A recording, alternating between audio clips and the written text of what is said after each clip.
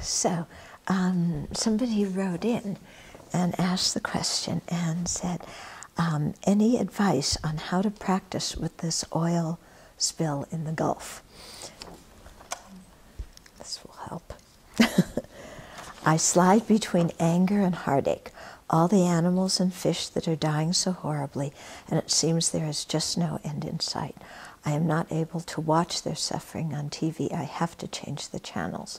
It just breaks my heart, and then it makes me feel so hopeless and angry. Any advice on how to practice? Much appreciated. Okay, so this is Dharma in real life. Okay, so we encounter these kind of situations a lot where we see people or animals suffering and there's nothing we can do about it. I mean, I have the same reaction when I see the animals covered in oil. It's just something so sickening. And yet, what can I do? So there's not, you know, whatever we can do to deal with the present situation, we do that. I'm not quite sure what there is to do except ask our government to, or ask BP actually, it's BP's problem, to work harder.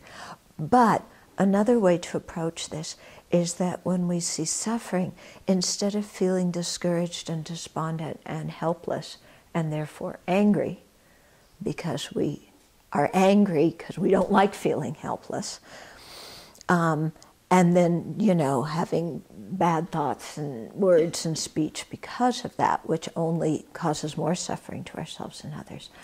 Instead of falling into that, when we see others suffering, make it so that it increases our compassion and it increases our determination to practice bodhicitta and to become a Buddha for the benefit of others.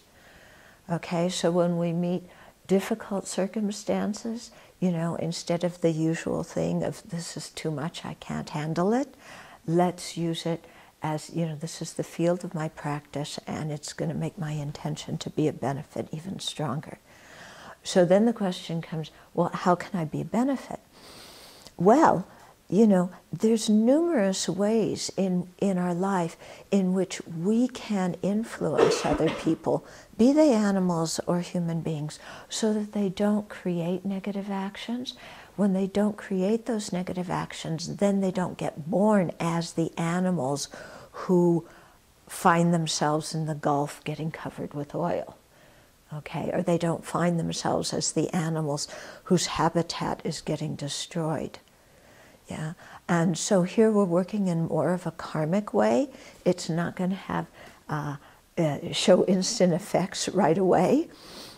But if we can help people learn about karma and prevent from acting and speaking and thinking in harmful ways, then it prevents them from creating the actions that are going to cause them to have that kind of rebirth with that kind of suffering that we don't want others to experience. Okay? So, you know, this works in a very broad way. And even with our own actions, you know, don't go fishing. Don't go hunting. Don't go for live seafood meals. Yeah? Because all of this involves killing, which creates the karma for us and, you know, in the case of the restaurants, the people who do the killing, to have a lower realm and creates more of lower rebirth when it creates more of that kind of suffering like we see in the Gulf right now. Okay?